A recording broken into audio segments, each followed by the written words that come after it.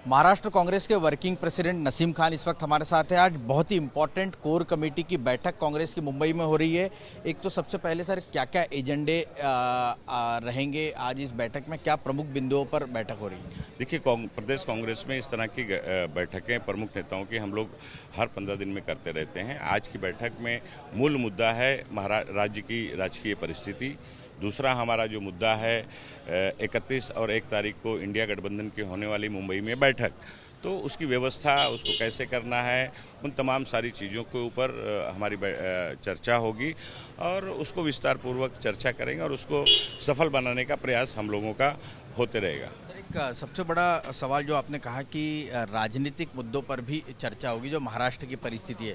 सब ये जानना चाहते हैं कि लगातार शरद पवार साहब जो है वो अजीत पवार से मुलाकात कर रहे हैं। क्या आप लोग भी किसी प्लान बी पर अगर उधर चले जाते हैं? नहीं, सवाल प्लान ए और प्लान बी का नहीं है। पवार साहब ने साफ तौर पर 2 दिन पहले ही स्पष्ट जब कर दिया है कि इस तरह का मीडिया संभ्रम फैलाकर ना करे। मैं इंडिया के साथ हूँ, महाविकास आघाड़ी गठबंधन के साथ हूँ, इंडिया गठबंधन के साथ हूँ, तो उसके ऊपर बहुत ज़्यादा चर्चा करना मुझे लगता है कि जल्दबाजी होगी। जब पवार साहब ने ही खुलासा कर दिया है तो उस पर कोई मैं टिप्पणी नहीं करना चाहूँगा। नंबर 1 रहा सवाल भेटी गाटी का, मेल मिलाप करने का, मिलने जुलने का, तो वो एक परिवार है।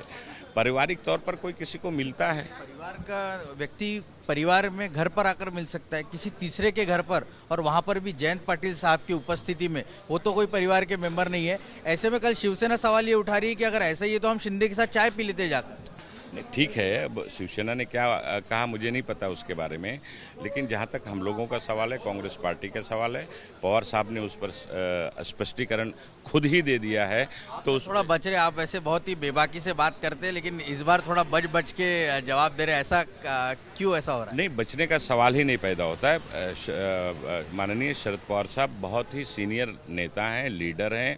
उन पे हमें, जब पवार साहब खुद मीडिया के सामने आकर इस बात का स्पष्टीकरण देते हैं कि मैं किसी भी कीमत पर कहीं नहीं जाऊंगा, मैं इंडिया गठबंधन के साथ हूं, मैं महाविकास आघाड़ी के साथ हूं, तो उस पर कोई शंका करना हमें लगता है कि उचित नहीं है। पवार साहब ने सारी बातें स्पष्ट कर दी है। अब हमारा काम साफ साफ ये है, ये बात मैं ज़रूर कहूँगा कि महाराष्ट्र में महाविकास आघाड़ी इंटेक है और रहेगी, और देश में कांग्रेस सहित जो इंडिया गठबंधन बना है, आने वाले दिनों में इस देश को, देश के संविधान को, देश के लोकतंत्र की रक्षा को के लिए, उसको बचाने के लिए जो भी लड़ाई लड़ना पड़ेगा हम लोग लड़ेंगे। सर, पृथ्वीराज चौहान कांग्रेस पार्टी के सीनियर नेता हैं। उन्होंने एक अखबार को इंटरव्यू में ऐसा कहा है कि केंद्र ने पवार साहब के लिए कैबिनेट पोस्ट, यानी कैबिनेट मंत्री नहीं, ऐसा भी कुछ प्रयोजन करके रखा है। इस तरह की जानकारी उन्हें दिल्ली से ही मिल रही है।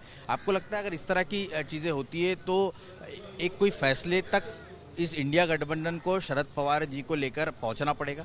मुझे नहीं पता कि पृथ्वीराज चौहान जी ने किस एक्सपेक्ट पे ये बात कही है, किस संदर्भ में ये बात कही है, लेकिन फिर मैं वही बात दोहराऊंगा कि जब 2 दिन पहले ही माननीय पवार साहब ने खुद स्पष्टीकरण इस बात को लेकर दे दिया है, तो उस पर हमें बहुत ज़्यादा संभ्रम में नहीं रहना चाहिए। शुक्रिया बात करने के लिए। तो कुल मिलाकर फिलहाल कांग्रेस पार्टी अपने पत्ते खोलते हुए नहीं दिख रही है, लेकिन साफ तौर पर जिस तरह से शरद पवार और अजीत पवार के बीच में लगातार मुलाकातों का दौर चल रहा है, उसने इस इंडिया गठबंधन के 2 महत्वपूर्ण घटक कांग्रेस और महाराष्ट्र की उद्धव ठाकरे की पार्टी के बीच में मन में शरद पवार को लेकर कई तरह के सवाल खड़े कर दिए। और इसीलिए हमारे जो सूत्र बता रहे हैं वो ये है कि लोकसभा चुनाव के मद्देनज़र दोनों पार्टियों ने प्लान बी पर भी काम करना शुरू कर दिया है। कैमरा पर्सन आसिफ के साथ रौनक कुकड़े, एबीपी न्यूज़, मुंबई।